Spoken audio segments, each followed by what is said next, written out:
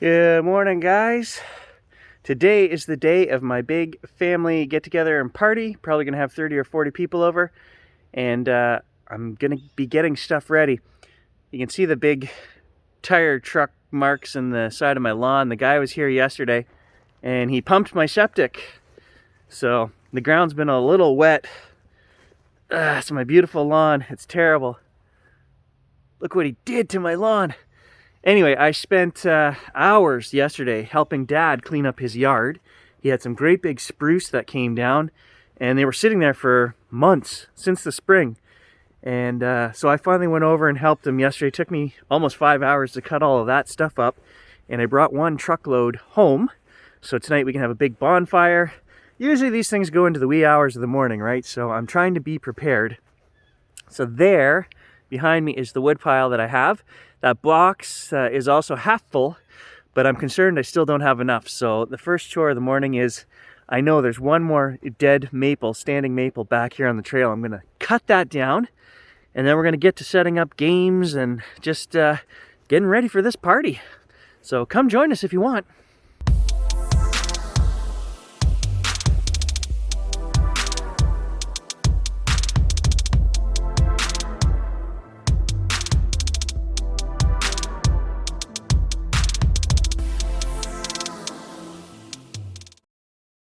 Okay, so there's the first, well, the only tree that I'm cutting today.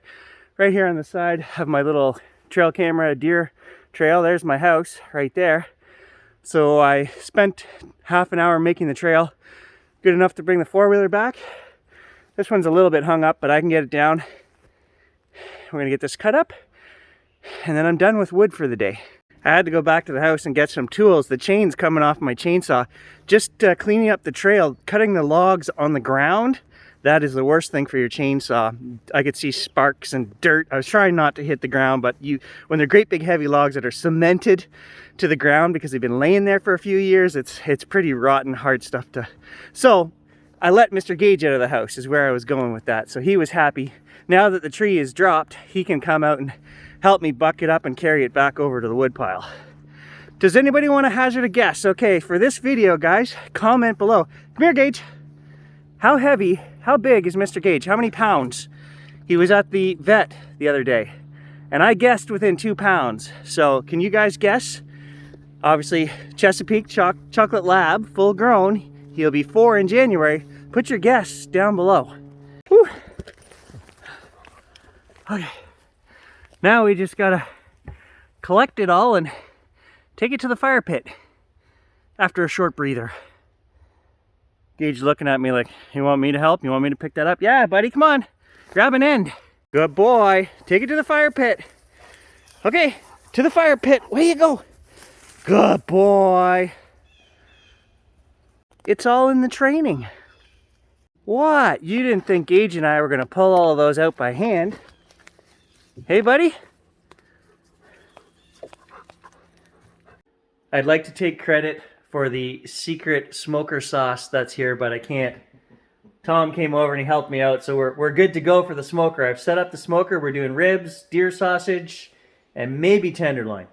All right, so I'm gonna get the smoker going. It is a lot of work, guys.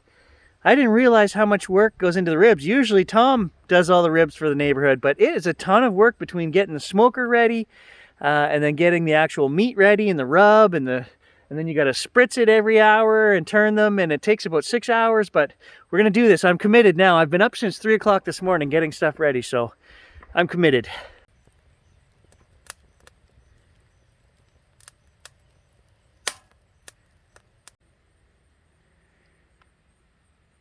I think I got her now. She's smoking. Just want to show you guys what I'm doing with the ribs is you peel this bottom layer off. There's a piece of skin on here that needs to come off.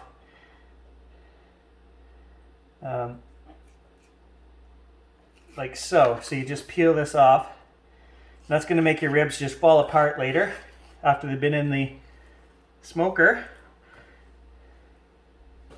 And once we've got this, here's the rub that Tom and I made this morning with about, I don't know, 15 different ingredients. And what you do is you just take some mustard, and this is going to act as a coating for the ribs. It's going to make the rub stick. You can use mayonnaise, you can use mustard.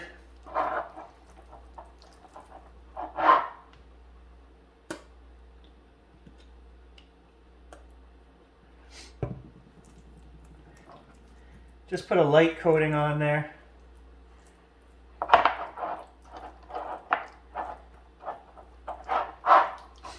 And then we take our rub, and we don't be chintzy with it. We're going to use 2 full containers of this on 3 packs of ribs that I have. And we're just going to rub it in and work it in really good. And then this over here is what you end up with when they're done. Oh, she's going good now. So now we take our apple wood chips.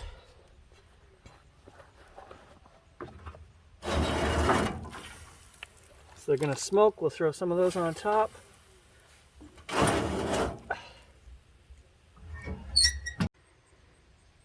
Temperature is good. Anywhere in that gray, we can now add our ribs.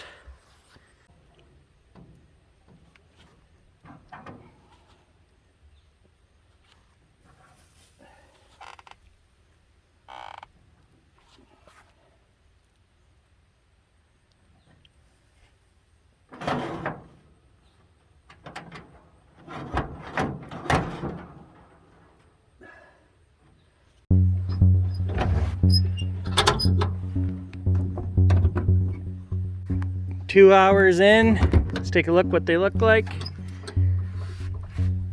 Pretty smoky. Oh yeah, they're coming along nice.